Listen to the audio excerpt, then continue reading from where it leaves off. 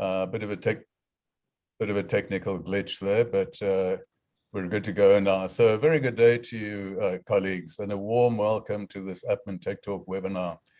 Thank you for setting aside time to join our community of vector control specialists listening in.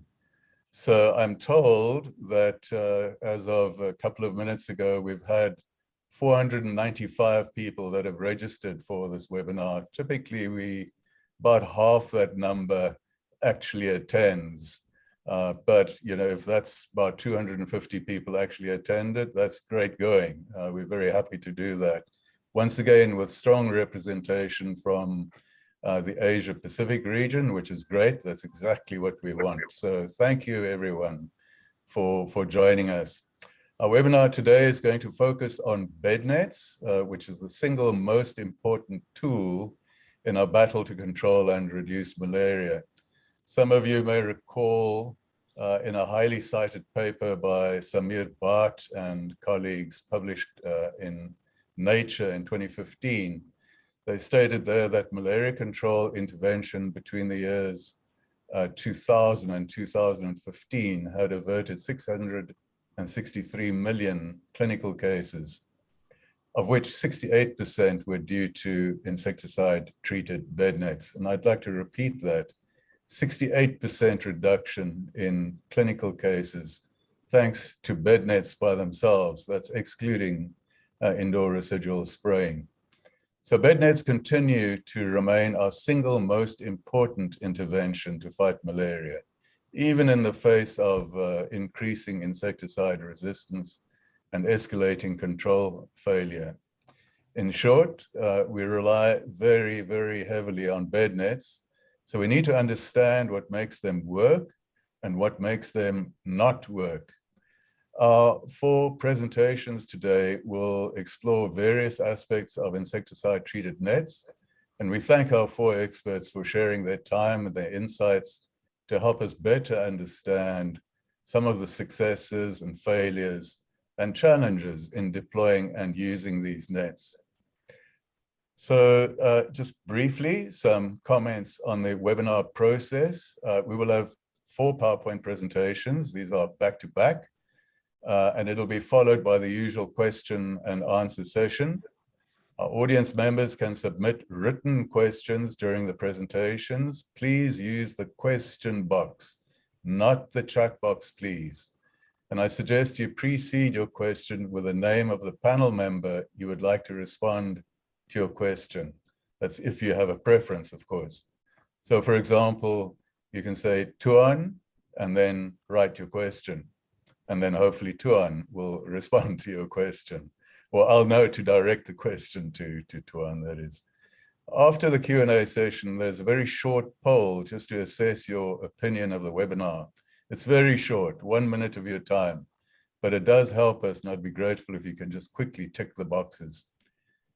Please note that this webinar is being recorded and it will be made available on the APMEN and ORIN websites within a day or so. And the details of these sites will be made available on your screens somewhere along the way. So our first presentation is by, and I apologize if I mangle the name, Dr. Ole Skovmar on the topic of product characteristics for optimal insecticide-treated bed nets. Ole is an independent consultant in vector control based in France. Of interest is that he developed the first long-lasting polyester net on the market and then several others subsequently. So Ole, thank you for sharing your experience. Over to you. Thanks, Ole. Thank you.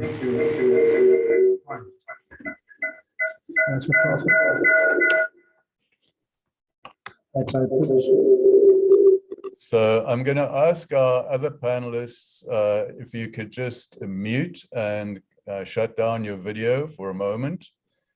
Q&A session, everyone should go live again, but unless it's your speaking turn, let's mute ourselves and so on. Thank you, Ole. Please go ahead.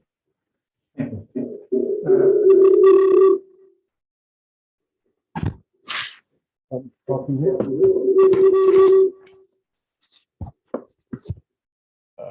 got a little bit of a problem with the audio. Maybe sit closer to the mic or something like that.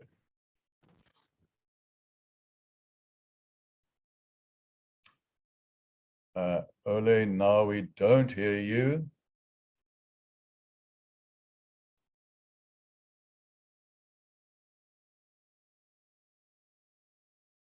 Ole, turn on your video as well, if you don't mind.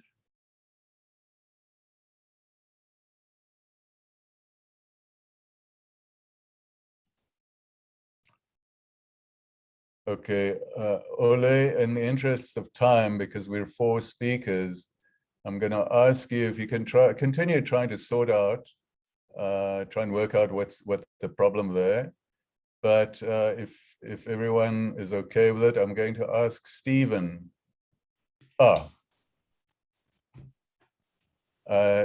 Stephen, maybe I'm going to push on your button and ask if our next speaker, Professor Stephen Russell, if he can stand in so long.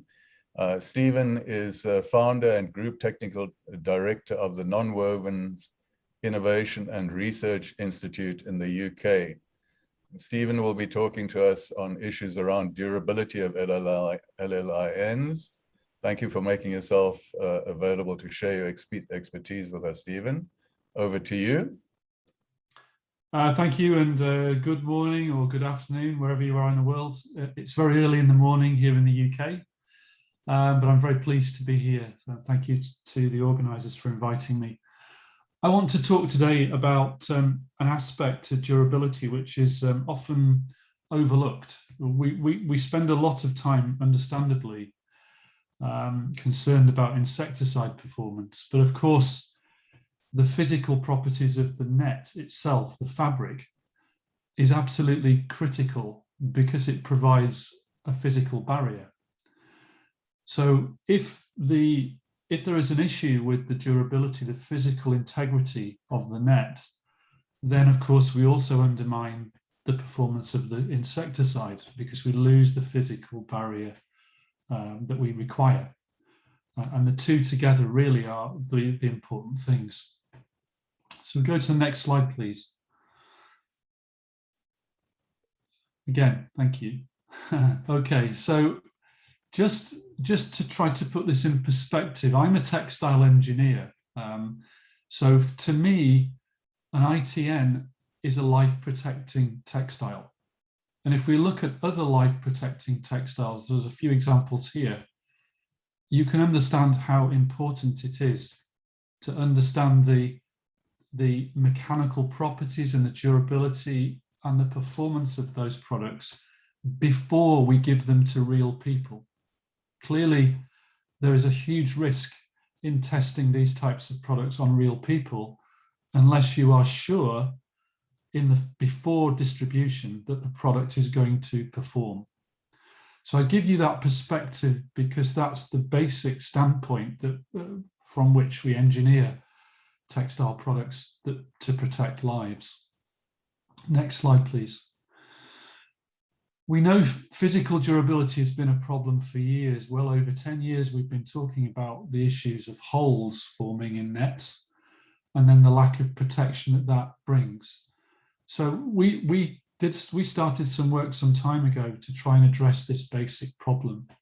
Next slide, please. We know that we can expect nets to come under various threats during their life because they're going to be used in certain environments, and those environments are very challenging. So there are a whole series of defects, there are a whole series of threats that we can expect to lead to problems in the field. And I've just listed a few of them here. And you can see them when you look at nets in reality when they're installed. But these are all threats that we can expect to occur when the net is used as we expect it to be used. Next slide.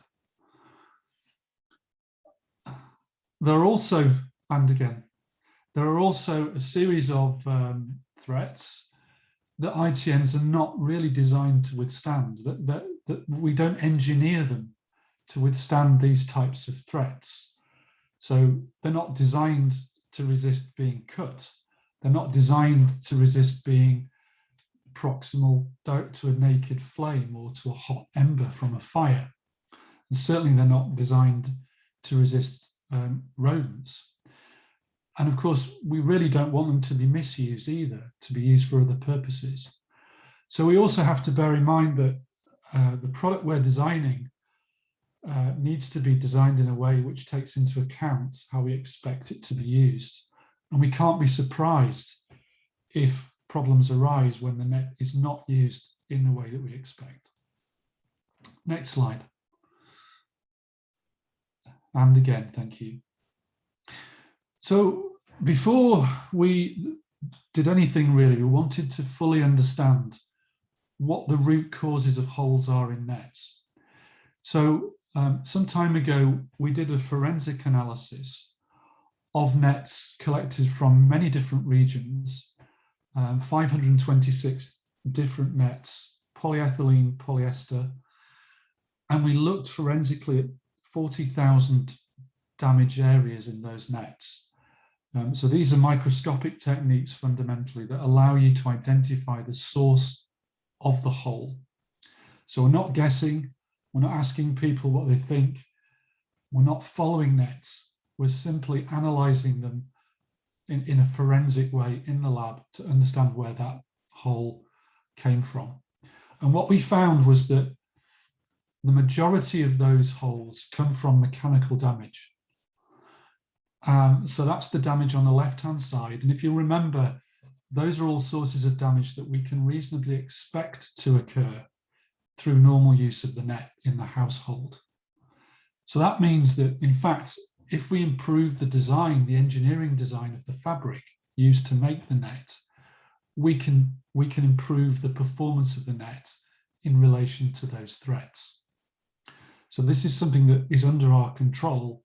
It's under the control of the manufacturers, and we control it by controlling the specification of the net. Next slide, please. And that mechanical damage is the fact that mechanical damage is the principal source of damage was found regardless of geography. So there were some variations in the samples that we took, but you can see that the story is effectively very similar. The big green chunk there is all related to mechanical damage. Next slide, please. Now, I know this is a slightly amusing slide, but I just put this slide in just to reiterate the importance of testing nets in a controlled environment before giving them to people. Certainly in terms of the physical durability, it's really important that we're testing properties in the net that we know will help us to be sure that the net will work when it's given to people for real use. We need to be sure that the product will be fit for purpose. And fit for purpose is another way of describing the word quality. It has to do a particular job. Is the product designed to do the job? So that's why we do textile testing. It's not specifically to say one net is better than another. It's to make sure the product is fit for its intended purpose. Next slide, please. And we know that when we do these textile tests, if we choose the one method that is utilized today, the bursting strength, if we use bursting strength alone as a way of determining whether the net is fit for purpose in terms of physical integrity and physical durability, we know that there isn't a good relationship between that measure and the number of holes that we see in the field. So you can see here some data that we generated a while ago to demonstrate that. So on its own, it's not good enough. Next slide. But if we combine it with 3 other textile test methods, all of which follow ISO or existing standard methods, we get a very different picture. These additional methods help us to reflect the damage that we see in nets in reality in the field. So if we can move to the next slide,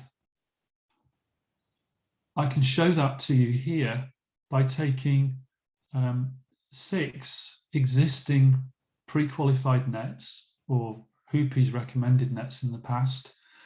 And if I simply take the data from the lab, how those nets performed with those 3 testing methods, and compare them with the PHI proportionate hole index values that were obtained in the field, you can see the relationship. So if the net performs better in the lab before it's distributed, it performs better in the field in terms of its resistance to forming holes, its resistance to damage. Next slide, please. We also developed a single metric using those 4 test methods. So we take the data from each of the textile test methods and combine those in an equal way to give us a single metric that we call a resistance to damage score. So the higher that value is, the more resistant the fabric is to forming holes. And to do that, we set some aspirational performance values that are based on the forces that exist in the field when the product is being used normally. So we're looking really at how closely the nets achieve those aspirational values. And if we go to the next slide, last year there was a paper published where colleagues compared they looked at the resistance to damage scores and also looked at the survival in the field of the nets in question. And you can see here that if the resistance to damage values were in the higher end, then we could actually achieve substantially more survivorship. So the nets were lasting longer in the field if the nets were achieving a higher inherent resistance to damage in the lab. So that seems quite logical, doesn't it? If you make the product more durable in the first place, more resistant to damage, it's going to last longer when you start using it in reality. Next slide. So I'm conscious I only have 10 minutes, and being from an academic background, keeping on time is always a challenge, isn't it? So I'm now at the summary, so I'm feeling reasonably good that I haven't overrun too badly. But I just want to really reiterate that when we look at physical durability, the important thing to think about is the design, the engineering design, the specification of the ITN itself. Okay, so at the moment, there is a lot we can do to make nets inherently stronger than they are today. So it isn't something, we shouldn't consider all nets to be the same. A net is a net is not correct. There is like any product you can think about, there are ways of making it perform better or worse depending on how you design it, just like an insecticide. And we also know that the major source of damage is mechanical, and this is damage that occurs usually through normal use of the net by the household. So that means we can design the net more effectively to deal with that type of damage. And we're recommending 4 methods, 4 textile test methods, not just bursting strength, in order to give us a better reflection of the ability of the net to resist damage in the field.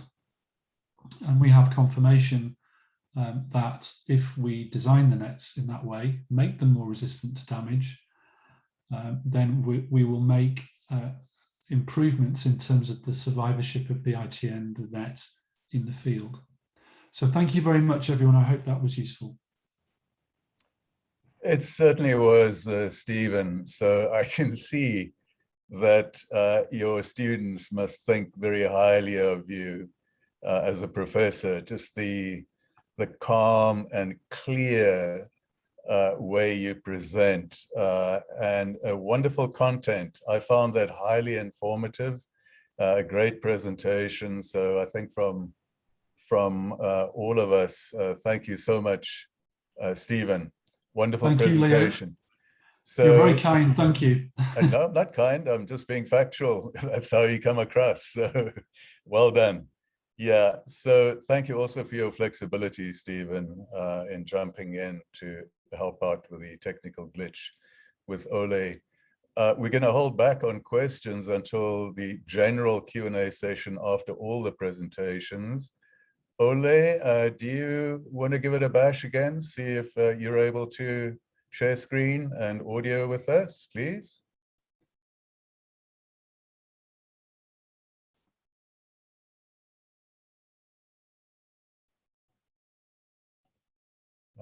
Looks like you may still have problems, Ole. So I don't see Ole here. I'm sorry? I don't think I see Ole here as a panelist. So I think Oh my goodness. Okay. Well, I hope he's just a temporary absence and that he'll rejoin us, hopefully. But in the meantime, let us then move on to the following two talks that are on the deployment and use of Bednets, not so much about the physical qualities of the nets, but rather on the more social aspects of getting the nets to people and getting those people to actually use them, though there will be some components of the quality of the nets as well. So next up will be Tim Freeman, who's a program manager at Rotarians Against Malaria in Papua New Guinea. Tim will address us on a broad range of issues around the topic of bednet distribution and use in Papua New Guinea, challenges and reflections. And we look forward to that, Tim. Thank you so much for your time. Over to you, Tim. Thank you very much. Just give me 1 minute to share my screen. Sure thing, no worries. Yep, I've got it here. Good afternoon, everybody from PNG, which is short for Papua New Guinea. And I'd like to present on our BedNet program here, looking at the challenges and some of the successes we've had in the country. Sorry, I've just gone down 2 slides. PNG is based just north of Australia. It has coastal areas which have very high malaria, quite similar to places in Africa. And we have central highlands, which are basically malaria free. We also have an island, which sadly I've just missed the slide, is almost malaria free for reasons we're not quite sure. This slide here shows the main challenge of PNG. It's a logistical nightmare. All those areas in red are places you can reach by car, but otherwise the only way to get to many places in PNG is either by boat, aeroplane, and in extreme situations by helicopter. The BedNet program is part of the larger malaria program, which of course the usual testing and treatment malaria, drug distribution based on facility supervision visits, and home management malaria, which we now have in about 10 out of the 22 provinces. Our major donor is Global Fund, though we've had other donors such as AMF in the past, and our annual budget at the moment is around about $13 million. So it gives the scale of the program we're using. Global Fund first came into PNG in 2004. And my organization, RAM, was involved right from the beginning, from organizing the delivery of nets from the factory to provinces. But from 2006 to 2010, nets were actually delivered to households by the provincial health authorities at a rate of 1 net to every 2.5 people. There were a number of issues, and ultimately in 2009, it was decided that RAM would take over the coordination of the distribution of nets, and that's where I came to PNG to help the program. Basically, we distribute nets to every single corner of PNG on a 3-year basis in a continual distribution process. We don't have mass campaigns like many other countries.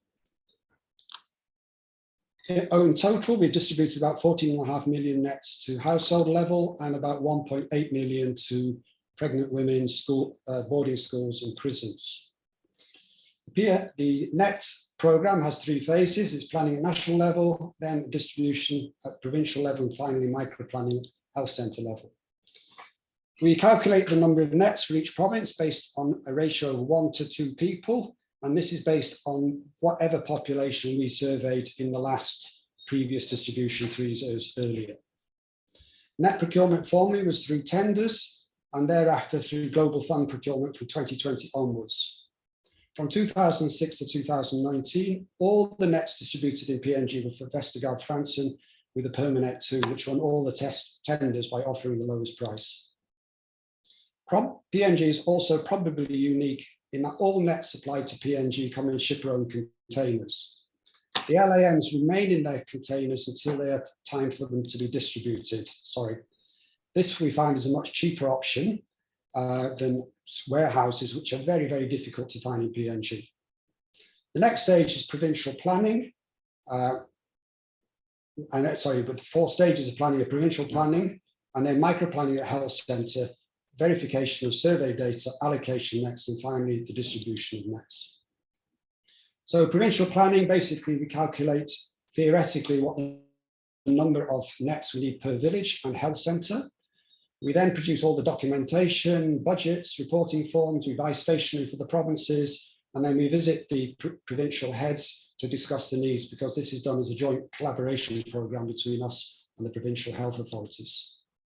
The whole net programme is based in a health centre coordinating LAN distribution to all its villages in its own catchment area. For this, we allocate a RAM officer to 1 or more health facilities to coordinate, guide and assist the local health staff to carry out this work. The first thing the RAM officer must do is have a micro-planning exercise with the health staff to work out what is the most practical and efficient way to reach every village in the catchment area of the health centre. We survey everybody by name, age, sex and relationship to the head of household in every village. And to do this, we select village volunteers from each village. The volunteers are then trained and they carry out a survey. And when they've surveyed each house, each household gets a white receipt, which they submit when the nets are being distributed. Survey volunteers are also supposed to produce a summary list of all the households they've gone to, as you can see on the right-hand side. And this allows all the families to verify that they've actually been included in the list, so there's no cheating involved by the volunteers. The RAM officers and the health facility staff are also expected to go to at least 3 households in each village to ensure that the survey was carried out correctly. We also have a very strange system of distribution. We work on a needs basis, which is quite different from other parts. We have 1 net for every mother and father and up to 2 children up to the age of sex. And then we give 1 net for every 3 boys, another net for every 3 girls. And if we have extra nets, we'll give those to extra dependents, such as grandparents, as they often don't sleep with the rest of the family. Distribution takes place in a central place. 1 member of the family comes with their receipts to collect the nets. And if families are not present, we hand these over to the village elders using what's known as a trust form, which we do in front of all the village as witnesses. At the end of the distribution, the volunteers are paid and report is made or problems found. What have we got? Over the last 13 years, we developed a very consistent methodology of distribution nets, which ensures very equitable distribution nets to all households in PNG and have reached every remote part of the country. Our challenges, apart from infrastructure, include poor weather, roads or no roads, poor infrastructure. We've also had issues with COVID. We have the tribal fights, hijacking, and our worst problem is very poor service providers who often don't keep to agreed schedules. And the biggest challenge we've had in recent years is that nobody wants to fund us for the kind of marginal areas where malaria may exist. Anyway, coming to the important part of this programme, how has this affected our programme in PNG? And looking at this graph here, we can see that it actually started from 2006. Once bed nets were distributed in PNG, malaria continued to tumble right down to 2015. And then much to our horror, we found out that since 2015, our malaria started to go up back almost to where it was before, though I'm happy to say we've had a slight respite in 2021.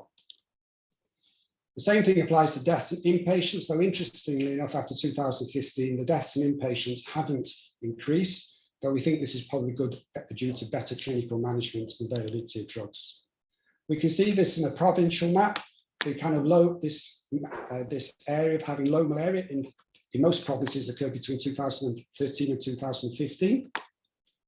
But what you'll notice in 2021, the last one, there's been quite a lot of, while malaria has gone down countrywide, there's been a few places that have gone up in 2021. Now what we did, we mapped all the provinces by malaria cases, The X's refer to each province when a distribution occurred, and green means the malaria was lower that year than the previous year. And what's very interesting to notice, from 2010 onwards, after we did a distribution, malaria continued to tumble for 2 years. In many cases, you'll see it went on for 5 years. But what started to happen in 2012, 2013, the impact of the nets started to get less. And in many cases, malaria would go down for 1 year, then pop up again the following year. And it's in the worst case scenario, so you can see down here, that malaria, even though we had a Bednet distribution, malaria continued to rise despite the distribution. This gave us a lot of problems, and we, together with the Institute the Institute of Medical Research, and particularly Dr. Stefan Karl, we started investigating our nets, and we went around the whole country, collected nets all the way back from 2007 to 2019, and started giving them cone bioassay tests. And what we discovered was that all our nets from 2000 to 2012 killed everything that touched them.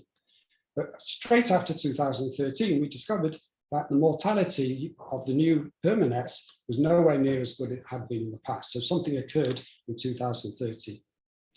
So what we can say, we only received permanets from this type from 2004 to 2019.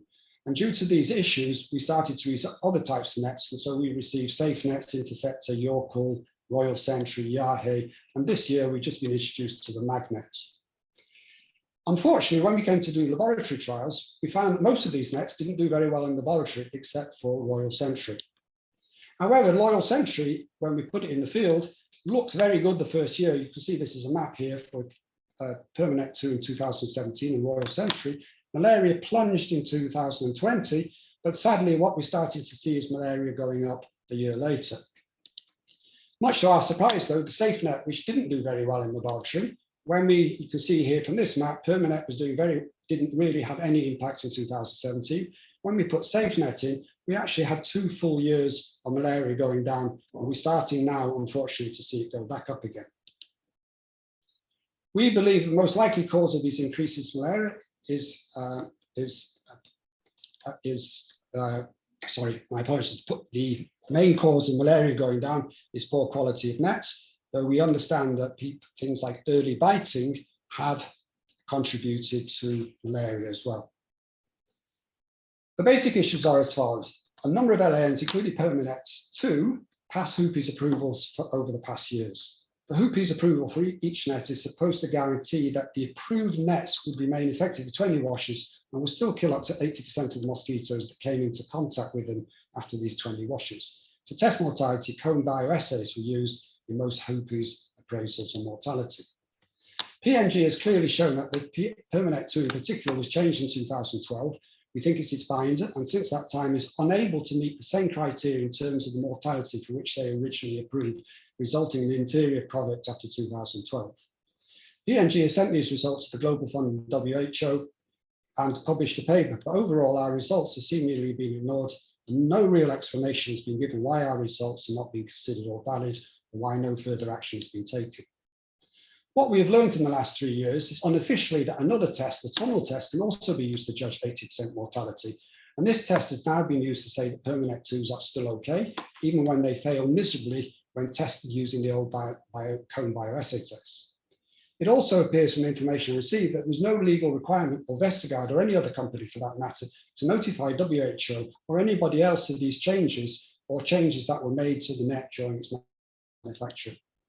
What appears to be said is that nobody can litigate against Vestergaard and their nets, and they are still legally okay when they cannot pass their original HOOPI standards. It would appear, therefore, over the last 10 years that all long-lasting nets on the market could have changed, and there is no one to judge whether these products now on the market are the same as those once approved by HOOPIs. From this, we personally recommend that all procurement agents should no longer procure Permanets or any other net for that matter, unless they can show they're still efficacious as they were on the first pass HOOPIs. At the very least, you should try testing these in the laboratory, because if they won't work in the laboratory, certainly they won't work in the field. Ideally, we feel that we should reevaluate all the nets on the market. The other problem is we don't know who the policeman is of LIN quality. It's not clear who's presently doing this job. who is watching out for quality issues? The bottom line is that we do not follow up on the quality in nets. We will continue to spend billions of dollars for very little impact on malaria. We have clearly shown in PNG that if you have a good quality net, and the Permanet 2 is an incredibly good net, it can have a massive impact on malaria. But without such quality tests, there is little or no impact on malaria in case of PNG. And unfortunately, we see that malaria will continue to rise in the future. Anyway, just to finish off, I'm just showing a few pictures of logistics in PNG, showing helicopters, boats, the kind of environments which work on crossing rivers. And here, just more digging cars out of roads is one of our standard practices. Thank you very much. I think I've managed to stay within the time allotted. Thank you very much.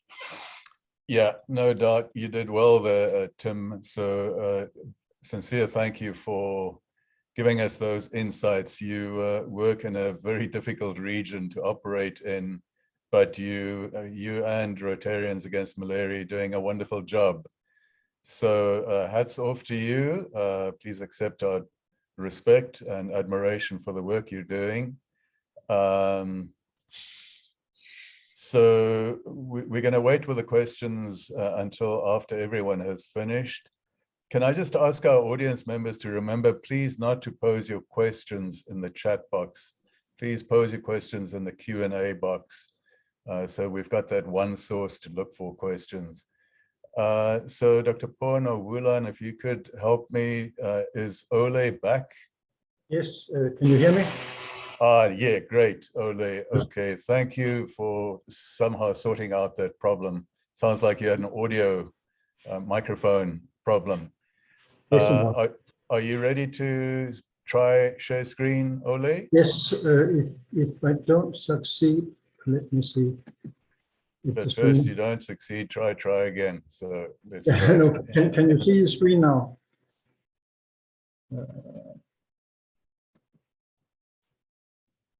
So I have it on my screen. Can you see it? Otherwise, no, can't see it. At least I can't see it, Ole. Okay. Give it another try. I'll give you a minute, and if you still can't, I sent you the file yesterday. Can you run the screen? all right. Dr. Porn or Wulan, can I ask you to share screen, please? So Ole, you're just going to have to prompt us when you want to have next slide, please. Please yes. Go ahead, Ole. Thank you. Okay, good. So sorry for these technical problems. What I want to do is to show the way that we think today the net should be checked. And after Prima's presentation, I can think this is becoming even more important.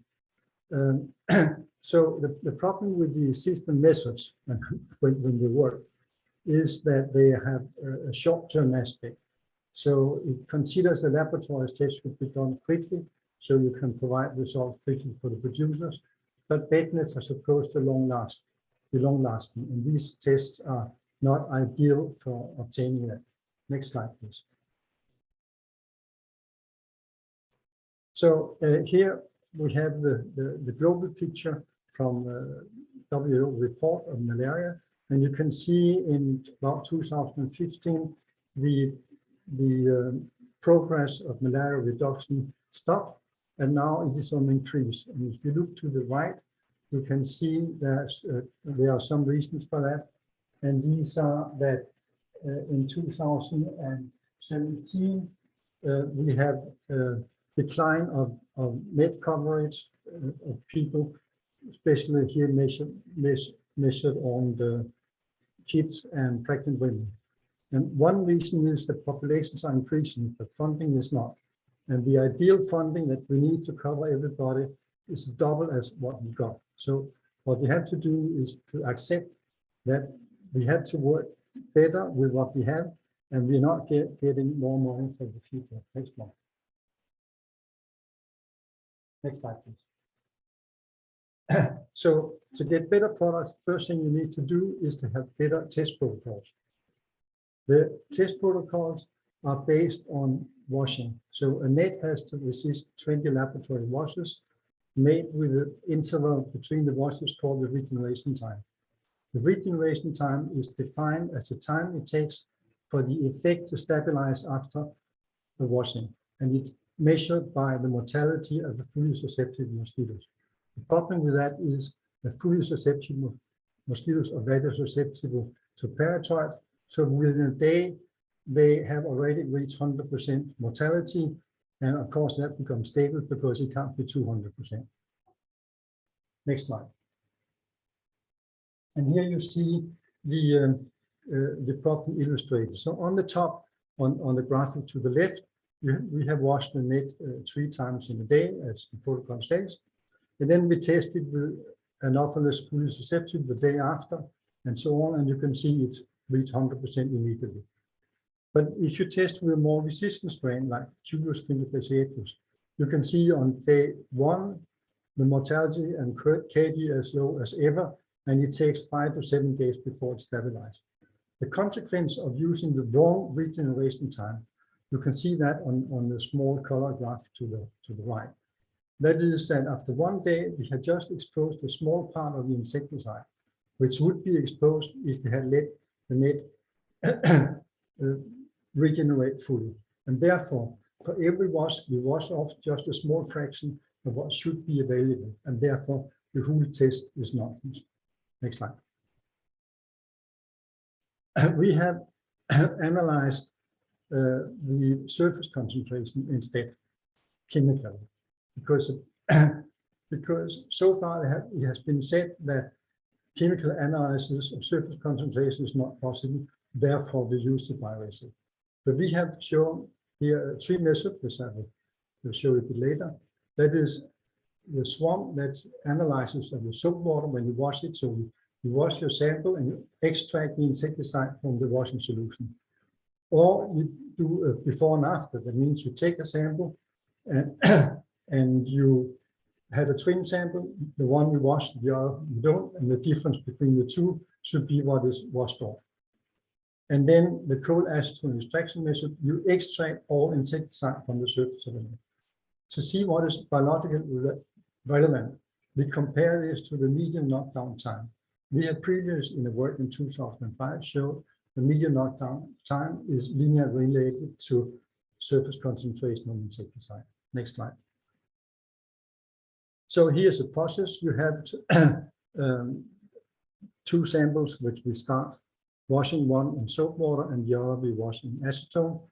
And then we follow the regeneration by daily running the median knockdown time bioassay or make an extraction with acetone.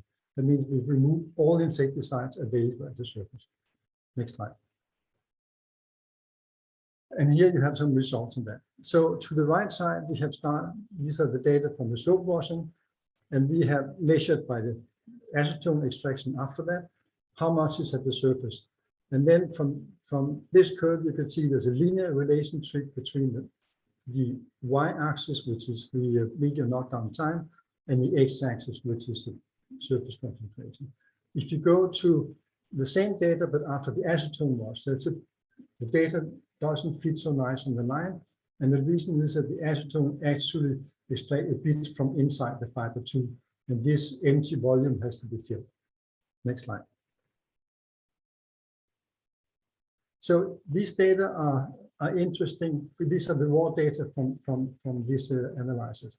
I want you to concentrate on 2 things. Look at the deltametrine columns, that's the 3rd and the 6th column. Deltametrine at the surface, milligram per kilo. So after soap wash, we have about 50 milligram left, and we have next to nothing at the acetone dipping, showing that it really removes everything. But then if you go to day 3, you can see we now have after the soap washing, we have about 82 milligram per kilo, but we just had 3.6 for the acetone wash. But if you look at the biological effect of that, the MKDT, these are as close as identical as possible. So that means that this small amount of deltametrine, 3.6 milligram per kilo, has the same effect of the 82. That's only possible because most of what is at the 82 is not biologically relevant. It is crystallized insecticide that has no effect. Next slide. And here you can see how it looks like if you look in an electron microscope. So on the top to the right, you have the acetone washed polyethylene net, and you can see the surface is totally clean. There's no insecticide at all. And then after the three soap washing, you can see there are particles a bit everywhere. And this shows that the deltametrine we have measured on is there. You can see this particle. So soap wash does not remove all crystals, but it removes all the molecular form. And this is why the two NKD times became the same after 3 days. Next slide. So what we show now is that we can do a chemical surface determination, and we can use the video knockdown time to verify that this is biologically relevant. Next slide. So here is the data presented in another way, just to show how nicely they correlate. So you have what we've done is we have normalized the data. That means we have taken the endpoint after the 20 days after the washing, and that value we have divided into the previous value. So we get relative to the endpoint. And on above the line of 1, you have the knockdown time in blue for Anopheles, and you can see it approaches the line 1 around 10% away at 5 washes, and then get closer. And if you look down on the curves below, you can see that the deltametrine, that's the yellow one, has the same tendency. About 5 days it has reached 20% of the spinal value, whereas the PBO takes more time and the QLIS takes more time. And the reason is probably that the Anopheles, which is fully susceptible, is mostly impacted by the deltametrine directly, whereas QLIS, as known, needs PBO to be intoxicated. Next slide.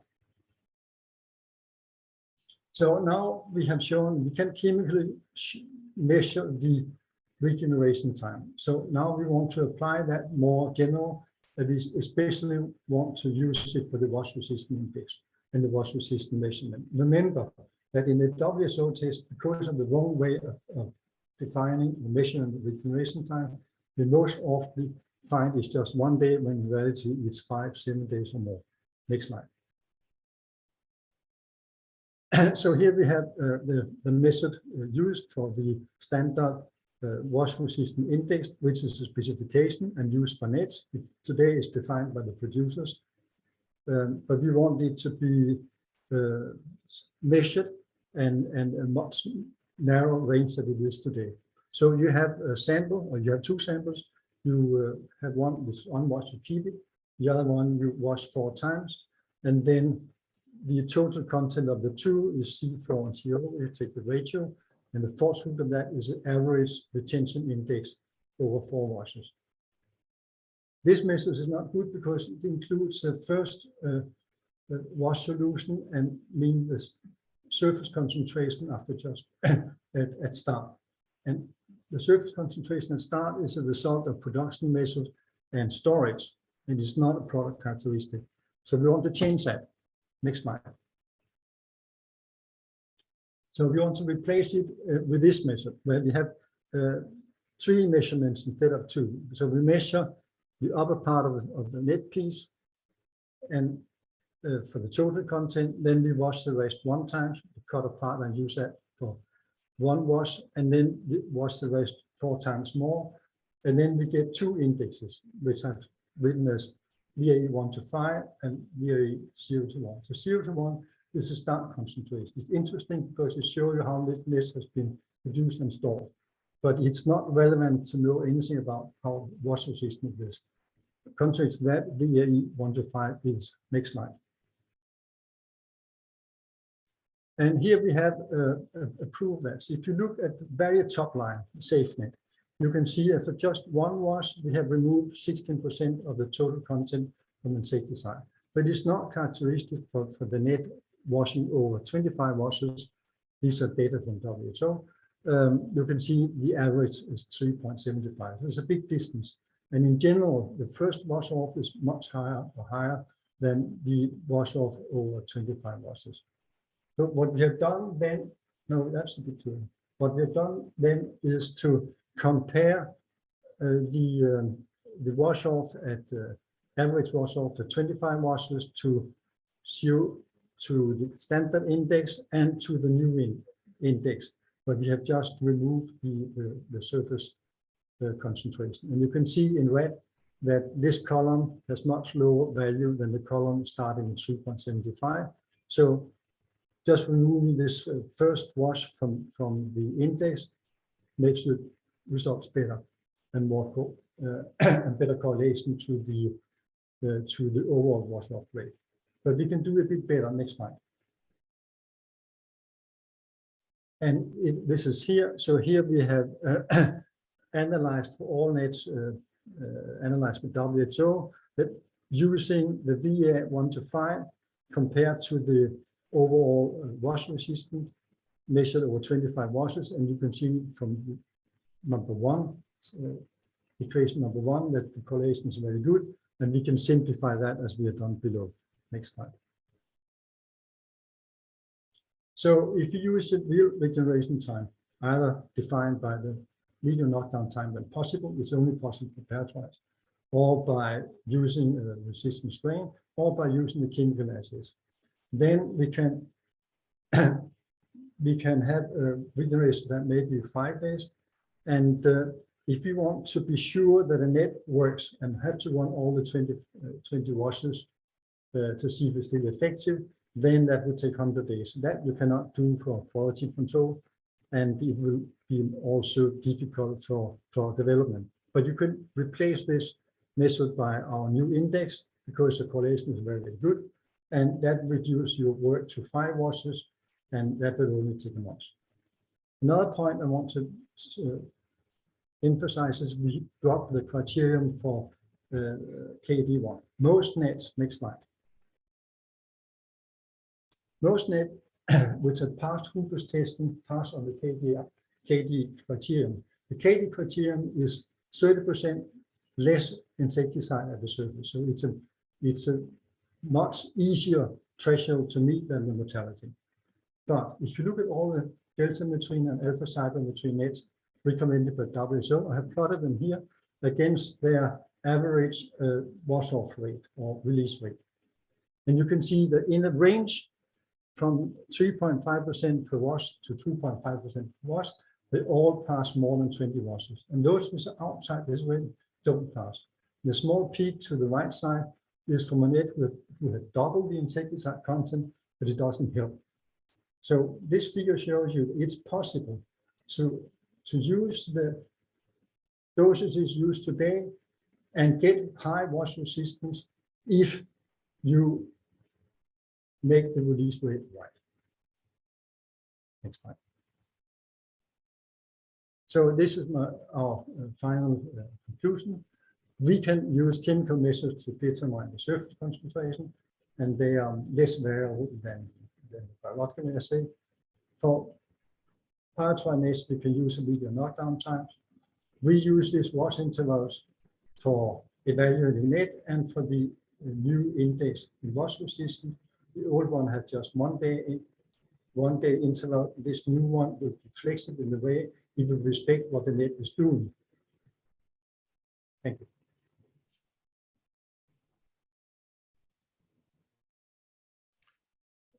So Ole, I'm very happy we retrieved you, that we didn't lose you, because you gave us some fascinating insights there around the chemical aspects and issues relating to sustained bioefficacy of bed nets that all of us could benefit from to understand a little bit better. And there are some specific issues related to your talk that we'll touch on in the Q&A session. So thank you for persisting and making it back onto the panel, Ole. We appreciate that. Thank you for that. Thank you. So, sorry, I'm juggling between screens over here. So we're going to move on to our final speaker, and that is Tuan T. Nguyen, who's a PhD student associated with the National Institute of Malariology, Parasitology, and Entomology in Vietnam, and also with the Institute of Tropical Medicine in Belgium. And Tuan will be talking to us on the subject of why using bed nets is a challenge among minority populations in central Vietnam. We look forward to your talk, Tuan. Thank you for making time available to give this talk. We look forward to it. Over to you, Tuan. Thank you, Dr. Leo. Good day, everyone. So my name is Tuan Nguyen, and my presentation is about more or less the methodological aspects, survey methods, in which I will illustrate how we measure bednet use and explain why using bednets is such a challenge among minority populations in central Vietnam. So in Vietnam, malaria transmission occurs mainly in the forested and mountainous areas. In the past 30 years, the National Malaria Control Program has been distributing bednets, IRS, as well as health education campaign to at-risk population. But in these settings, the main challenge is how to work with at-risk groups who have diverse social characteristics, complex mobility patterns, and in general, they are not easily targeted nor reached by malaria interventions. So in this study, we try to assess factors limiting the uptake of insecticide-treated nets in an ethnic minority setting in central Vietnam. You see the red bubble indicates the study locations on the right-hand side. So we use an exploratory mixed methods designs for the study. We first start with a qualitative strands to explore the local context and barriers to bednet use. The sampling was theoretical, and so we used a flexible iterative process for data collection. The findings from the qualitative strands was used to inform the designs of the quantitative strands. We conducted surveys in one village with the highest malaria cases at the time of the studies, and we collect data for to measure the use of bednets, and we use summary statistics and multi-variable analysis for quantitative data. So the collection of qualitative data was from April 2009 to January 2011. We collected in-depth interview, informal conversations, focus group discussions, and participant observations during fieldworks. The collection of quantitative data was from October to December 2010. We conducted a surveys with household leaders to quantify bednet use, bednet ownership, mobility patterns, and sleeping places. And we conducted another household surveys with family members, with household members to quantify their knowledge of malaria, their exposure to the vectors, and the use of bednets. So the main population in the study are the Cradles and the Monons ethnic groups. They are known for practicing Sweden agricultures and subsistence activity in the forest. Since the early 2000s, the government resettled them in administrative villages where people farms rice and cinnamon plantations. The forest where the Cradle groups used to live was turned into protected forests and dams. And the poverty level was extremely high in the study population, and people often combine both farming and subsistence activities like hunting and logging as part of their livelihood strategy. At the study, the population had both insecticide-treated nets and long-lasting insecticide nets at home. And the people perceive these nets are the subsidy from the government to them. So first we look at the house structures and the implications on Bednet use.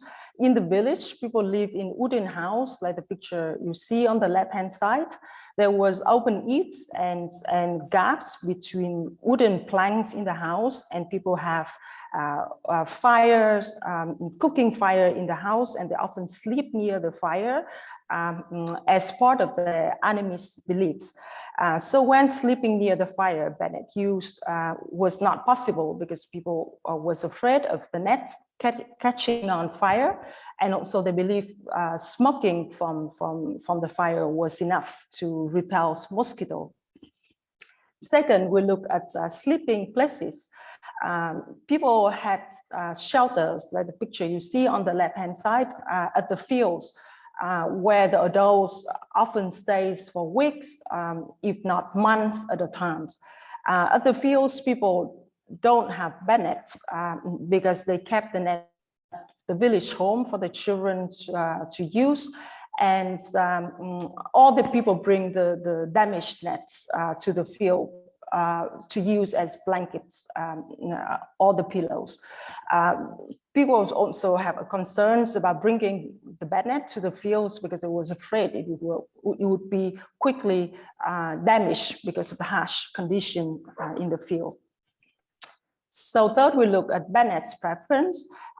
People said that the hard or materials of the long-lasting insecticide net was not preferred because it was quickly damaged in the house and by the living conditions. People prefer the commercial nets in the market, like the ones on the right-hand side, but many couldn't afford it because not having the means to buy those nets. People prefer soft materials and the decorative contours of the net, as well as the opening to enter the nets that works more or less like a door for them. Next, we look at the implication of the context on the effectiveness of bednets. At household levels, it was observed that 72% of households had at least one net for every 2 persons. However, in 24% of households, all the nets was intact, and in up to 33% of households, all of their nets was broken. At individual levels, we measure the frequency of net use, in which 77% of individuals said that they always use bednets. 8% said sometimes, and 40% says they never use the bednets. People believe in multiple causation for malaria, and up to 60% of individuals who sometimes and always use their net did so to protect themselves against malaria. And up to 82% of individuals reported that they used the net before the survey, the night before the survey. So in this living context, we observe bednets, the long-lasting insecticide nets that people receive for about years at the time of the study. Many of them were already damaged, and people use them for various purposes other than sleeping, as their use practices. For example, whether people carry the net to the fields, whether they hang up the net, or they use the net as a blanket. So of the 100% of individuals who reported sleeping at the village, 22% never or sometimes use the net. The 67% who reported that they always hang up their nets or never use their nets as a blanket, 39% was considered unprotected by bednets in the village because they also slept in the kitchen fire, near the kitchen fires where bednets couldn't be used, or they didn't have sufficient bednet at home. So then we identified 28% of individuals who was estimated to be protected by net in the village. But then after that, we extracted the people who was not protected in the fields, and then we arrived to the figure of 12% who was protected in the village by the net, and they did not have any fields or staying in the plot huts. So of the 48% of individuals who had the plot huts at fields, 27% of them did not bring any net to the field. And then we have the 21% of individuals who always brought net to the fields. We subtracted the people who were not protected by Bednet in the village, and the people who didn't hang up their nets the night before the survey. Finally, we have 80% of individuals who was estimated to be effectively protected by Bednet, both in the village and at the field. So from the multivariate analysis, we identify 4 factors that best predicts appropriate Bednet use the night before the surveys, including being female, knowledge of mosquito bite and malaria linked, having sufficient quantity of Bednet at home, and did not sleep near the kitchen fire. So based on the study findings, we recommended an intervention models to improve the use of the effectiveness of Bednets, and also to include innovative vector control tools. We recommend an iterative research process with the application of formative research that include working with various stakeholders, researchers, target population to improve the designs of the Bednets and the uptakes in the population. So in these studies, we illustrate the process and the methodological aspects of how we measure the effectiveness of best use among the Cardones and Monones farmers. And we see the effectiveness of the nets in this context was limited due to structural social factors, including high poverty, complex mobilities in the forest, and multiple residences where people stay both in the village and in the fields. And we illustrate the importance of applying adequate research methods and measurements of Bednet use, taking into account the local specificity. So this study was conducted by researchers from ITM in Antwerp and NIMPES in Hanoi. And on behalf of all co-authors of the study, I would like to thank the organizer and the audience for having us to present our work in the meeting today. Thank you. Excellent, Tuan. Thank you for that insight into the dynamics of what happens at the village level, critically important. It's one thing to try and achieve a high standard in the quality of the bed nets that are manufactured, produced, and it's a completely different thing to actually, well, first of all, you have to get the nets to the relevant people, but to get those people to use it. So all different aspects associated with bed nets and optimizing their production and use to reduce the incidence of malaria. Thank you to all our speakers. Sincere thanks for your time in putting these talks together. Wonderful insights we've had.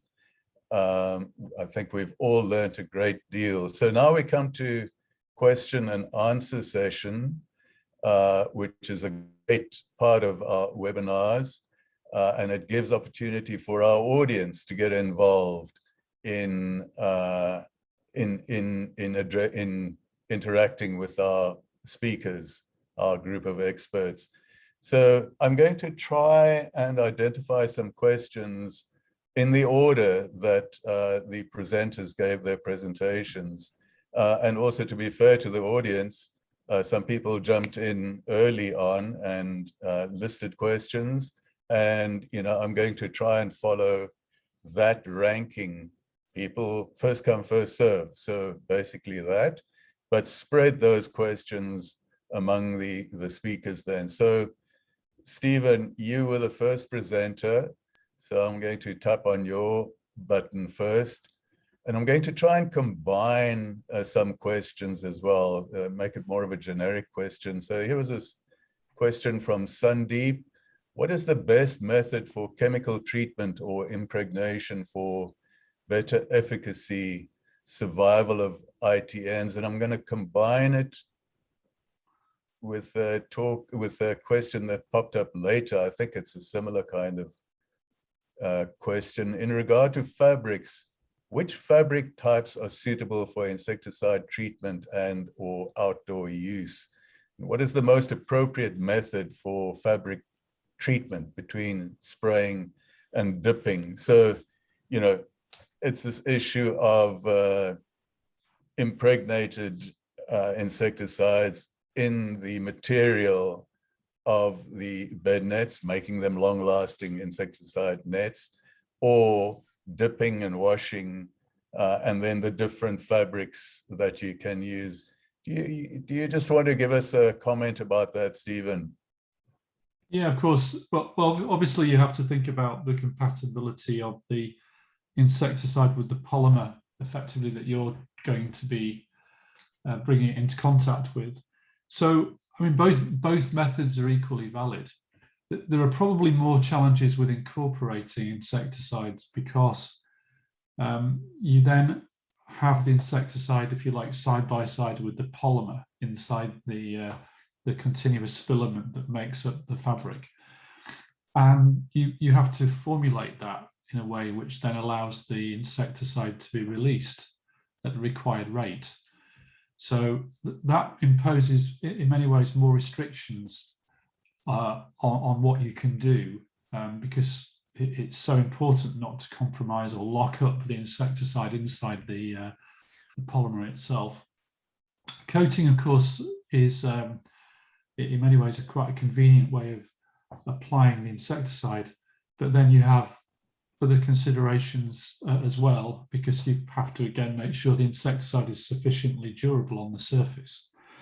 So it's hard to give a sort of black and white answer to that question, but there are certainly some restrictions in terms of what you can do in the engineering of the fabric, considering the nature of the insecticide that you're applying. So it is an engineering exercise. We should always remember that. I always think that when people think of nets as some kind of simple textile material, that it really isn't at all. I mean, if you think about what you're trying to achieve, and then to a cost target as well, it's a very, very challenging but interesting exercise. So I think really that's the best I could say on that, because of course there are so many variations as well in terms of how manufacturers go about doing that, and how they might go about doing it in the future as well. Okay, thank you, Stephen. That's useful. Hope the two persons are happy with that response. So, Tim, you were the next presenter. So, again, there were at least two people, and maybe more, who asked questions around the issue of net allocation, specifically the issue of one net for 3 boys or girls, and on what basis. How is that number determined? What's the basis for saying one net for 3 boys or girls? Do you want to just comment on that, please, Tim? Yeah, thank you very much. I spent most of my life in Africa, where sleeping patterns are quite different to here. In PNG, traditionally, children stay with their parents up to the age of 6. That's why we say mother and father and 2 children, because we have extra large nets. So theoretically, all our nets can house at least even up to 4 adults, but we use 3 as a medium. So what happens at 6 years old, generally the boys and the girls separate into different sleeping areas. And so we had to just come up with a formula, and it just conveniently comes out, when we did the mathematics, it came out as 1 to 2. So in most rural areas, people do sleep together. And I said the only time where we have difficulty really was the older men, the grandparents who object to sleeping with younger people in the family, but the grandmothers and everybody sleep together with the girls and such like. But this ratio has worked very, very well for us, and we get very good coverage with these working this way. Okay, thank you for that, Tim. Now we move on to Ole, and I have a question here from Sandeep. Sandeep asks, after soap or acetone wash, does the sample need a clean water wash as well? Because that's a more consumer-centric activity. Do you just want to maybe comment briefly on that, please, Ole? Well, this is purely methodological. So what for our testing, the answer is no. We're not trying to, with the acetone wash, to do anything that people can do in the field. We're trying to find out what is actually at the surface. Can I comment a bit on the question you raised to Dr. Washer? Because I think I could add a bit to that. So the insecticide we can use for coatings cannot necessarily be used for incorporation and vice versa. It depends on the physical nature of the insecticide. For instance, permethrin has always been incorporated because it's an oil. And if you put oil into a coating, it will leak out very fast. But the same for PBO, that's also an oil. That's why all the PBO nets are in polyethylene, so incorporated and not in coatings. So it depends not just on what type of fiber you would like to have, it also depends on the insecticide. Okay, thanks, Ole. Thank you for that. Tuan, before I get to you, Tuan, I'm going to ask, because I'm getting lost here with the different questions and so on. So I'm going to ask Dr. Porn, can you go through, I'm going to ask Tuan a question now, and then I need to go back to Stephen. Dr. Porn, can I ask you to see if you can find a question appropriate to Stephen, and Wulan, can you find one for Tim, maybe? And then instead of me spending time going through here, I'm just a poor male. I can't do more than one thing at a time. Males can only do one thing at a time. So Tuan, there was a question here about at what stage of damage do the nets get rejected for their intended purpose of, being a protection against mosquitoes, and then get applied for alternate uses based on, I take it you must have spent a significant time in the field working with these people to get your answers for your PhD study. And along the way, you must have picked up, habits and practices and so on. So at what point of damage is your impressions on, do people start, this is enough now, it's no longer effective as protection against mosquitoes? And then importantly as well, what happens to a mosquito net once it's completely beyond being used for any real significant purpose? How are these bed nets discarded? Are they burnt? Are they buried? Or just thrown on a garbage dump? There are millions of nets that reach that stage every year. And it's important to get some understanding and hopefully try and find an effective, environmentally friendly way to dispose of these nets. And it doesn't seem to be happening. Do you have any comments that you can share with us about how long the bed nets are used typically? What's the state those nets are in when people stop using them as bed nets as such? And then what happens ultimately, eventually? What's the grave of the net? Over to you, Tuan. Thank you, Dr. Leo, for the questions. So in the study context specifically, people explained to us when they saw tears and holes in the bed nets that the mosquito and other insects could enter the nets. That's the moment that they started using the nets for something else other than hanging up for sleeping. In other study settings, also ethnic minority study settings that I observed in my fieldworks, people told us that the long-lasting insecticide nets usually do not last up to 2 years. Usually they get torn or damaged after years of using. And people appreciated, on the one hand, people appreciate the net that was given to them for free by the government.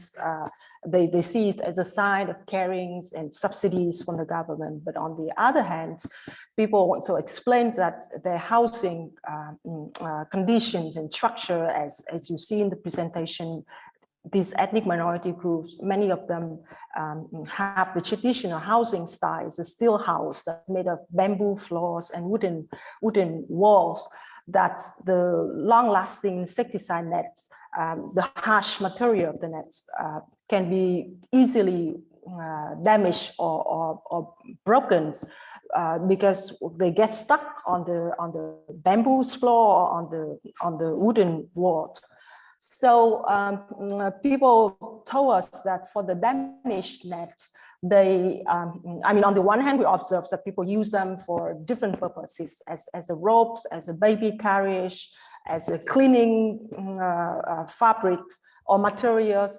But many times we also observe people threw the damaged nets in the nature, in the river, in the forest, in the fields, in the village, because when the nets was considered too broken, people don't want to mend net, because for them it's a visible sign of poverty.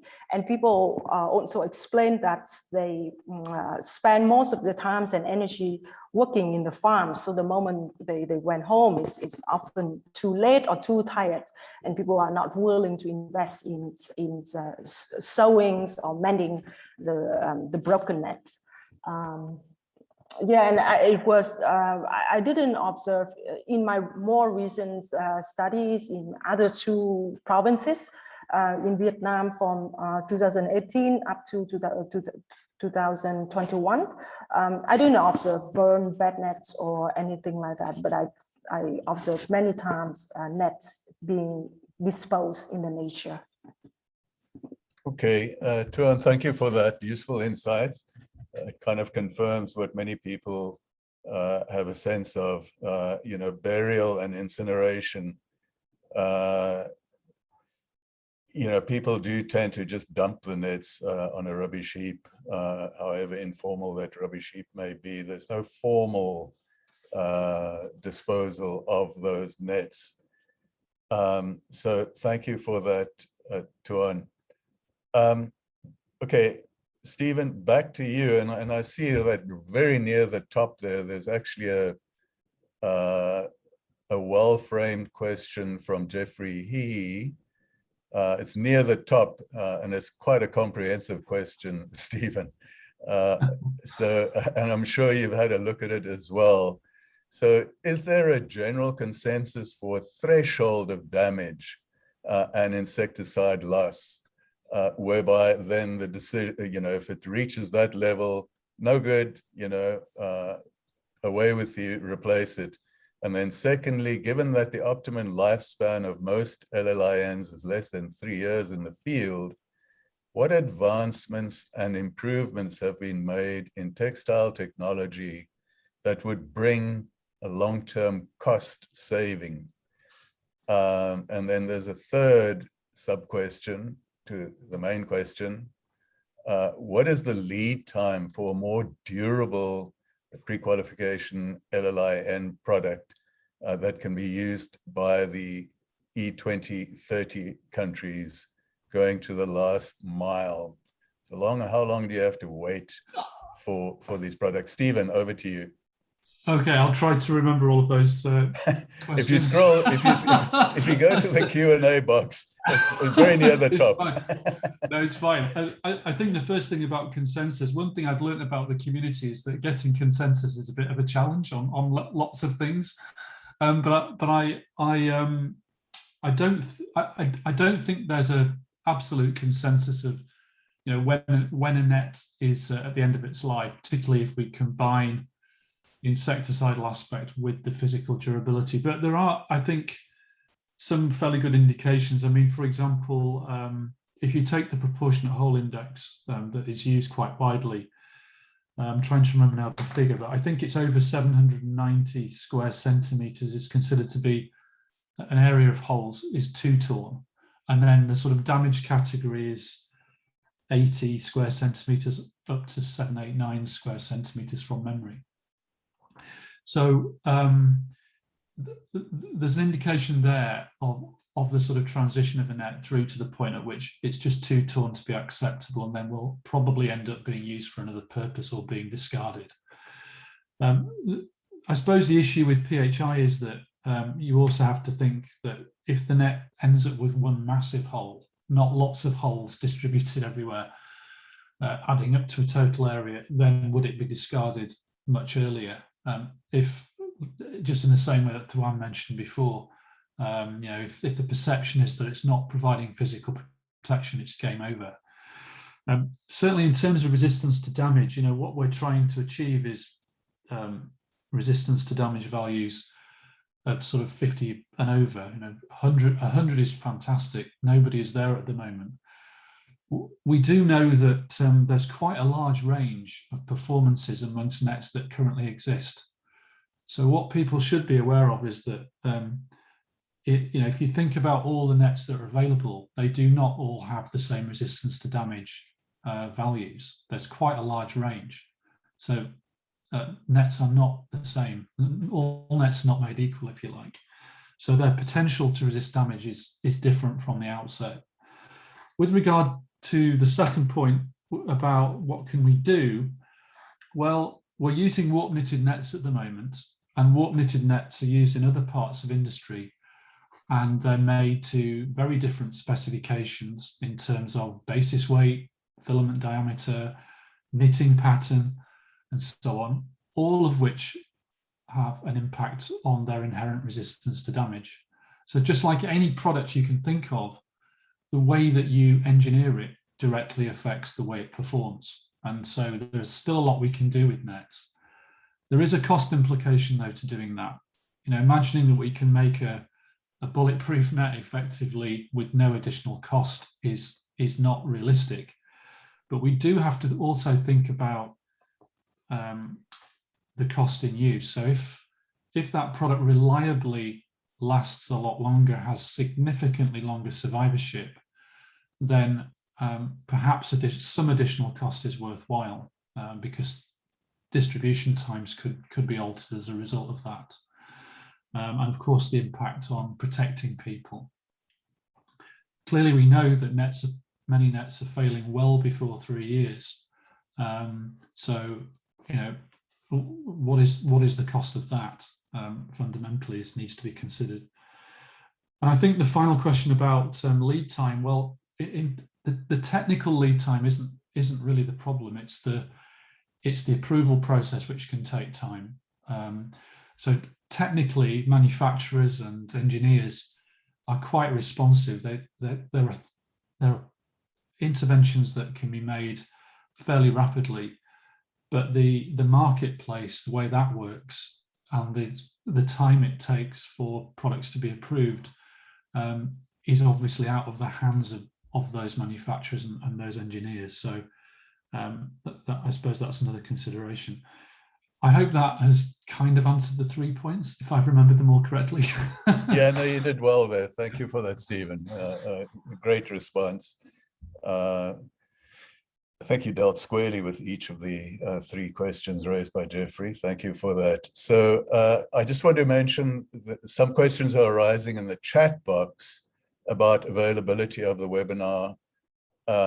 So just to remind people that the entire webinar will be shared on the APMEN and the ORIN websites. I think Dr. Porn did share that on screen. Certainly later, towards the end of the Q&A session in a few minutes' time, the websites will be screened again.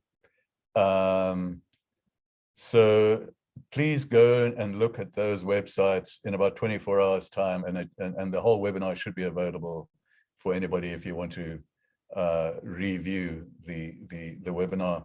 So Tim, we come to you again. And I recall there's several questions that kind of interrelate. So I'm just going to try and frame it as a single question. There was a slide there where you showed the drop in malaria cases from 2000 to 2015. And then there was a fairly steep increase again in the number of cases with a hockey stick dip in 2021. So that's interesting. Do you want to maybe speculate on what are the causes of that dip in 2021? Does that relate to anything to do with COVID? And there was a specific question here from Lily Mbakop. Tim, how do you explain the fact that malaria continues to increase in many districts despite the bednet distribution? So if you can just talk about general epidemiology and COVID and, you know, declines and increases, causative factors and so on, please, Tim. Okay, I just first of all say that from 2006 to 2015, it wasn't just clinical cases of malaria going down. We'd also done a series of prevalence studies, and prevalence of malaria dropped like a stone during this period. We really thought we were nearly close to elimination in 2015. And then everything went upside down for us. And yes, from that and from the graphs I showed, we really think it was net quality the biggest problem. Now, I'd like to think that you mentioned 2021. There's certainly some provinces that COVID had impacted people's people going to health centres. But if you look at the slide where I show the individual cases for each province, you'll see, particularly for 2021, malaria went up in many provinces, and these are all the provinces that received the Permanets in 2019. However, I did show two other slides from SafeNet and from Royal Sentry, which did seem to have a massive impact on malaria in these places. And yes, it's touch and go whether it could be, some of this could be contributed by malaria, but the fact that this pattern wasn't reflected throughout the whole country suggested it wasn't just COVID alone that was acting. Did I miss anything else that you wanted? No, that's good. That's good. Thank you. Thank you. So, sorry, I also realized that Jenny Carissa mentioned about the outdoor activities villagers have after the dust, and nothing Bednet is no longer providing protection for them for outdoor mining. This could be one of the factors that enhance the efficacy of Bednet, maybe? thank you, Willan. Yeah, can I comment on that? Yes, I think it's directed at you, Tim. Certainly over the years, I've noticed, we do notice that mosquitoes are biting earlier, and that people, especially with solar power, are staying out later. So we do think that this is an aspect. But overall, when we look at the laboratory results of what we're getting for bed nets, and we clearly seen from the new bed nets, because we just asked Global Fund to send us anything, because we actually have no idea what are good nets and which ones are bad ones. So we just asked the Global Fund to send us everything and see what we can see in the field, both in the laboratory and in the field, to see what kind of impact they've had. But certainly, when we look at the graphs for permanent and see how the quality of those nets change, where every net would kill every mosquito that touched it before 2012, and thereafter only a small proportion of the mosquitoes were getting killed, this was a very definite signal for us that this is the major cause of the problem. And I just saw another question. We do not have drug resistance in this country, though I'm sadly, because we think the nets are of poor quality, that this may be pushing up, because we suddenly, in the last few months, started to see a possible emergence of resistance coming into the country, because we have an ongoing program monitoring this all the time. Okay, you've just addressed another question that arose later on. Thank you for that, Tim. So Ole, next question to you. And this kind of opens a can of worms, and I need to be a little politically sensitive about this one. But I'm also hoping there's a WHO representative maybe in the audience that's willing to respond to this issue. Let me touch on it and see what kind of a response it brings. So, Ole, I'm directing the question at you, but anyone should feel free to respond to it. And it relates to what Tim has just mentioned about a particular brand of Bednet that was pronounced effective and qualified by WHO WUPI standards and was endorsed for use and was sent out into the world. And it worked for a while. And then the manufacturer changed the production method, and there was a noticeable decline in the bioefficacy of that brand of net thereafter, sufficiently so that it could be scientifically proven and peer-reviewed, published in a major international scientific journal. But the response has been very lukewarm. And I raised this issue just yesterday in a broad meeting convened by DFAT within the vector control community, as I said yesterday. And I said there are concerns emerging from, and Tim's and he mentioned it in his talk as well, concerns from P&G about dramatically reduced bioefficacy of certain bed nets after as little as 6 months of use, and certainly less than a year. And the issue was again skirted, and the statement made, it's okay, you know, there's a whole new generation of bed nets made available, ready to be sent out into the world. And in fact, it's being taken up already in some countries. But that avoids the question of many countries they don't have control about what nets they can actually use. It's determined by the donor, global fund, etc. So, you know, a country may be stuck with nets that are frustratingly poor in use. So, Ole, I don't know whether you have, this is right up your street in terms of bioefficacy and processes. Do you have any comment you would make? And I would welcome if anybody in the audience would like to comment on this, please raise your hand and we'll give you opportunity to make you live on audio and maybe in video if we can too, to comment. Any comments from you, Ole? 3 comments. The first one is that under the WUPI's regime, I think it's correct to state that the criteria for a net producer to decide to inform WHO about net changes were not clear. But in the current regime under the PQT, they're very clear.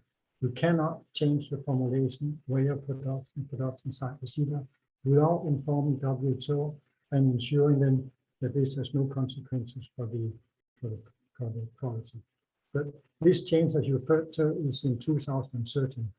And I have seen chemical data from the group of the 10%, and they show there was a dramatic change in formulation.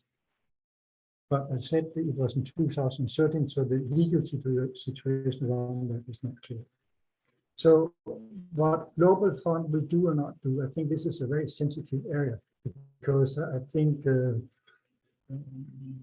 Global Fund does not like to have problems which can make the donors think about the money they spend on them. So I think this is a problem that WHO has to take up with Global Fund. The PQT team has promised that they will re-evaluate all existing nets according to the new guidelines. And in our group, we have Sarah Moore, who is one of the people working as advisor to WHO on new test methods. So I think that what I have presented here will diffuse into this new guidelines, and then I think some of these problems will be solved. So I think the work done by team is very good, but it will be nice if all governments or NGOs will do that, let the screen the nets they get to see if they're good. Because this sort of test will probably prevent some cost savings, you can put it that way. Okay, thank you, Ole. Thank you for that forthright response, much appreciated. So I think there has been, I'm going to allow, I don't want to dwell on this issue because we're running out of time. But, you know, to be fair, let's give one member of the audience opportunity to comment. And I think there have been hands raised, but I can't see them. So I'm going to ask Dr. Porn or Wulan, were there any hands raised? And can you make that person audible and maybe visually visible as well? Binesh, I think it's Binesh. Can Dr. Porn or Wulan, can you allow Binesh to talk to us, please? Yes, they need to unmute. Binesh, can you unmute? I see you are muted. Just unmute and go ahead. Talk to us, please. You're still muted, Binesh. Or maybe we go to Afrin Ejibu. I also see Tessa Knox, but I don't see if she raised hand. In case Tessa willing to. Wulan, I'm struggling to hear you, but if there's somebody else that has raised a hand, please allow that person to talk.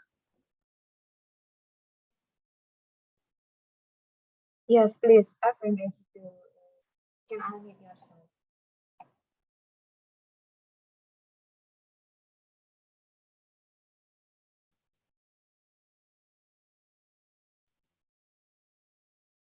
Ephraim, do you want to unmute yourself and talk to us?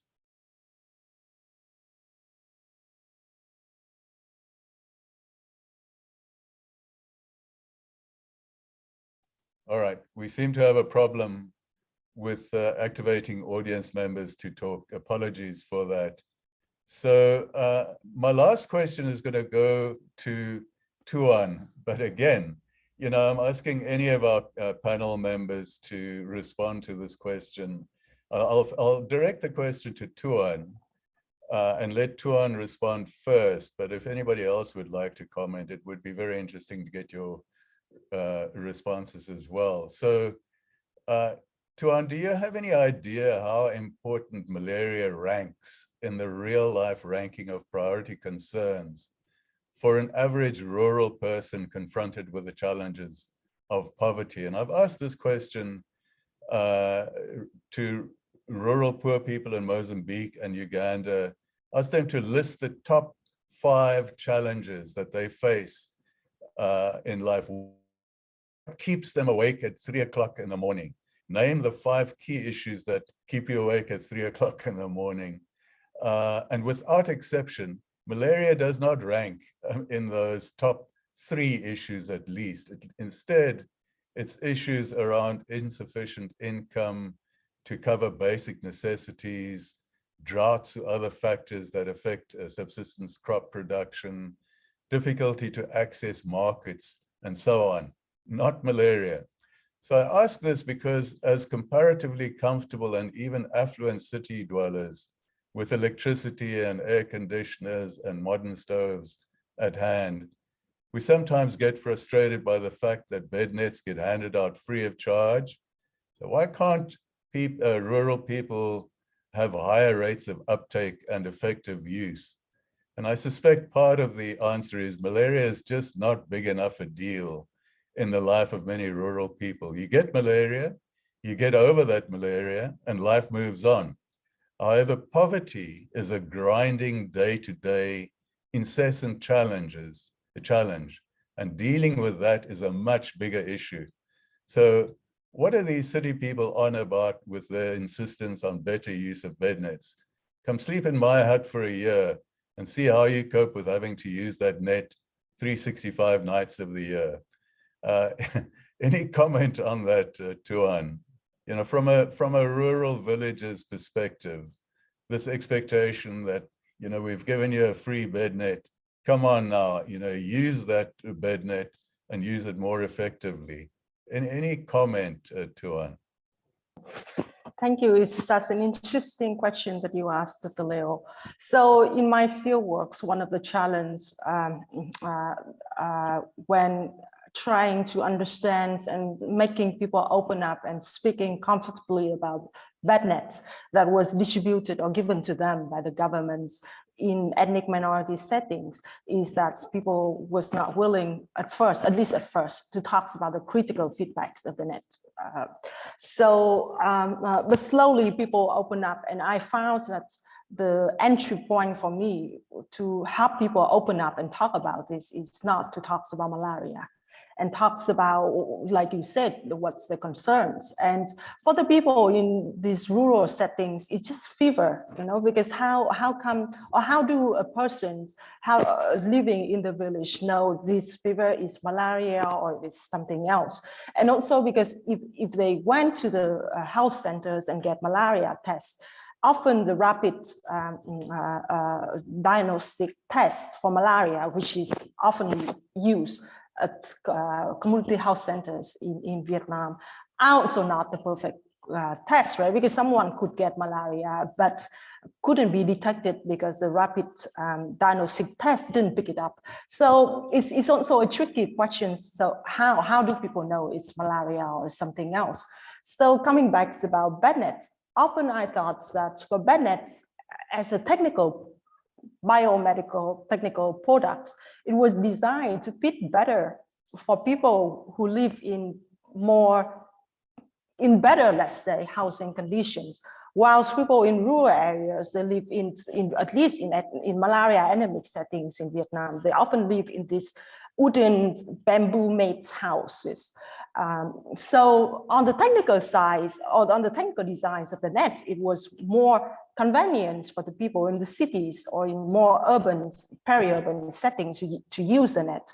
And the nets for the populations in the rural forested areas are not so suitable, and the lifespans of those nets gets shorter than the urban areas. So I think there must be different ways to look at the designs of the nets, and there should be effort to look into how we could improve the designs of the nets and make it suits better for the remaining at-risk populations in Vietnam, but could be also Southeast Asia setting where malaria transmission is still a problem.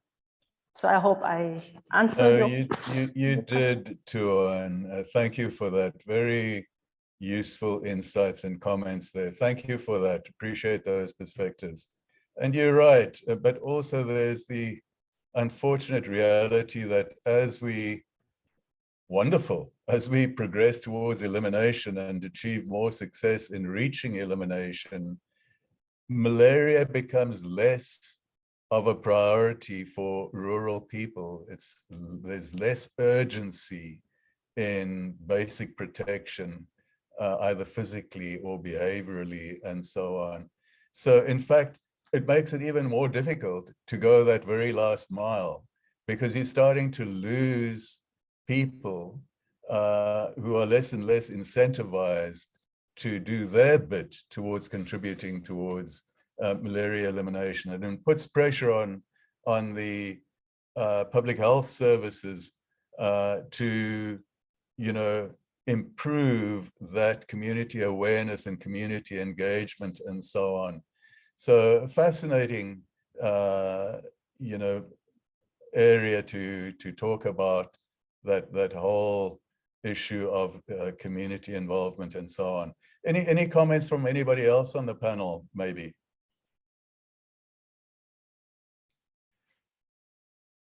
So, Leo, I'd just say that when it comes to malaria, I think you asked the wrong question. If you say, what are the health priorities? Generally, if you're in a malarial area, health will come up as the top issue, but it may, as you say, there may be many other issues that take priority. which are more economical in terms of hunger and such like.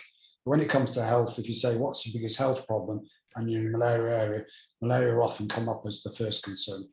Yeah, but unless you specify what is your biggest health problem, you know, generally malaria kind of drops down the priority ranking.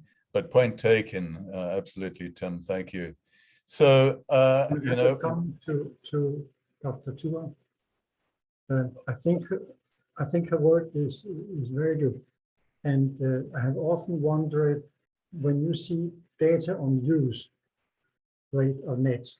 These questions are often raised by entomologists and by medical doctors running programs, and rarely social anthropologists like Dr. Tua are involved. And when they are involved, the real use rate is always much lower than the entomologist and the medical staff are finding. So what I really hope is that Tua can repeat her presentation in other fora, and that her institute can put more pressure on the international donor organization who finance these Bednet projects, that they should always, in studies on net use and proportion of people using the net, be a social anthropologist involved, because of course the impact of a net which is not used is zero. So it's a key question to have this actual use rate precise. yeah, very insightful comment. Thank you so much, Ole. We've been going for very nearly 2 hours now, and I want to thank both all our panelists and then the audience members as well for your resilience and patience. It reflects genuine interest. Our panelists didn't really have a choice, so even greater thank you for hanging in there. But certainly for our audience members, we've dropped in numbers, but still very good audience numbers there. Still 130 people hanging in there. So I'm very grateful for that level of interest. I'm very grateful to our presenters for, you know, being such enthusiastic and committed panelists. Thank you so much for your time. To our backroom, you know, people, Dr. Porn, Popo, Wulan, for sincere thanks for your support in enabling this webinar to proceed smoothly without glitches. It's been great having your help and all your different respective contributions. So remember, there's a short poll that will come on screen. If you wouldn't mind just responding to this short poll, it really shouldn't take more than a minute of your time, and I'm very grateful for that. So again, to our panelists, genuine thank you. To our audience, thank you so much, and have a great day, everyone. Thank you for your time.